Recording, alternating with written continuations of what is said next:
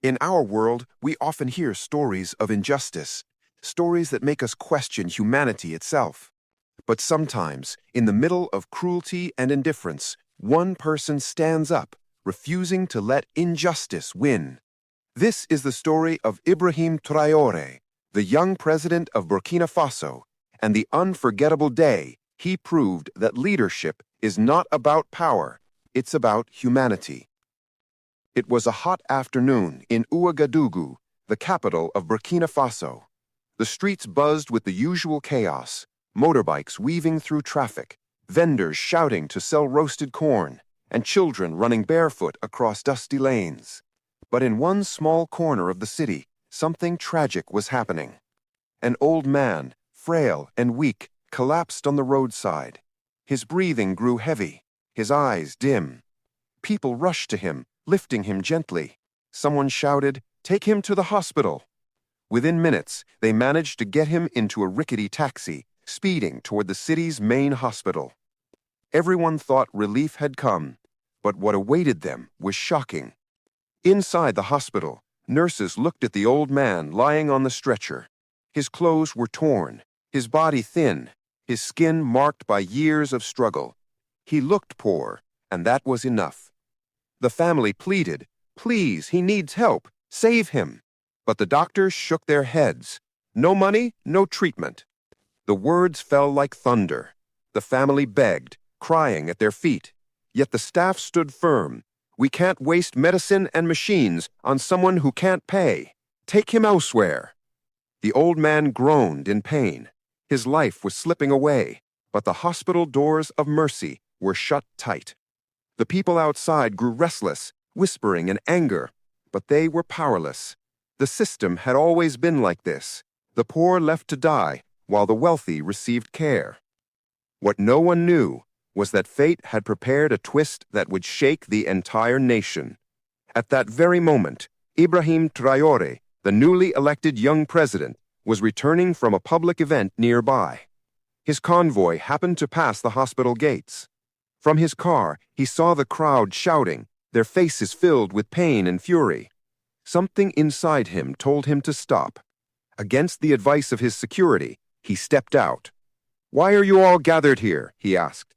The crowd pushed forward, crying, "They're letting an old man die! The doctors refuse to treat him because he has no money!" Ibrahim's eyes hardened. He marched into the hospital. Inside, he saw the old man struggling to breathe, his chest rising and falling like it might be his last breath. The man's daughter knelt beside him, sobbing. Ibrahim turned to the doctors. "Why isn't he being treated?" One doctor nervously replied, "He has no money, sir. Hospital policy." Those words struck him like a sword. He clenched his fists. In that moment, he wasn't just a president. He was a human being witnessing cruelty. "Are you telling me," Ibrahim thundered, "that in my country, a man must pay before he has the right to live? That an old man who worked his whole life for this land is left to die on the floor like an animal?" The room fell silent. Doctors avoided his eyes. Ibrahim shouted again, his voice echoing through the corridors. "If money decides who lives and who dies, then what is the purpose of calling ourselves a nation? What is the meaning of humanity?" He ordered them to bring medicine, oxygen, and everything required immediately. But the head doctor hesitated. "Sir, we cannot break policy without authorization." That was it. Ibrahim ripped the hospital register from the desk and signed his name across it. "Here is your authorization. I take full responsibility." The staff froze. No one had ever dared challenge the system like this. Nurses rushed to obey, bringing equipment, starting treatment, putting oxygen on the old man. Slowly, the old man's breathing steadied. His eyes flickered open. He saw a young leader standing over him, holding his hand tightly. For a moment, their gazes locked, the dying man and the president who refused to let him go. Tears rolled down the daughter's cheeks as she whispered, "God bless you. You've given my father a chance." Ibrahim squeezed her shoulder gently. "No one should ever be refused life because of money. From today, things will change." The news spread like wildfire across the country. People filled the streets, chanting Ibrahim's name. To them, he was not just a leader, he was hope. He was the voice of the voiceless. That same evening, Ibrahim called a press conference. Cameras flashed as he stood before the nation. His words shook every heart. Today, I saw a man almost die because he was poor. I saw doctors refuse him, not because they lacked medicine, but because they lacked humanity. From this moment, in Burkina Faso, hospitals will no longer deny treatment to anyone based on wealth. Life is not a business, it is a right. The room erupted in applause. For the first time in years, people believed change was possible. The old man survived, though weak. In his village, he became a symbol of resilience. Villagers told their children, "Remember the day the president himself stood up for a poor man.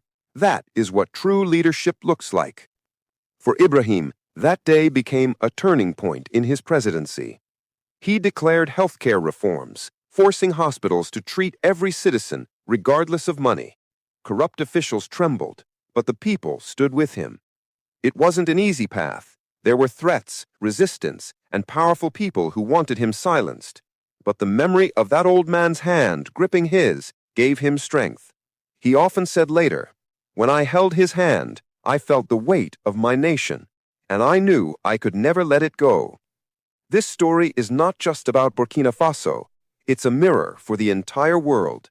In many places, hospitals still turn away the poor. Lives are lost because money speaks louder than humanity. But Ibrahim Traoré showed us that leadership is not about wearing suits, giving speeches, or sitting in palaces. Leadership is about standing where others are silent, about fighting for those who cannot fight for themselves. He proved that when one person dares to care, an entire system can be shaken. So, the next time you hear about leaders who chase power, remember Ibrahim Traoré, the man who stopped his convoy for a dying old man, who walked into a hospital and rewrote history with just one act of courage. Because true power is not in commanding armies or signing laws. True power is in saving lives. If this story touched your heart, hit the like button, share it with your friends, and don't forget to subscribe for more real stories that the world needs to hear. Because sometimes one story can inspire millions. Stay tuned. Your next story might change the way you see life.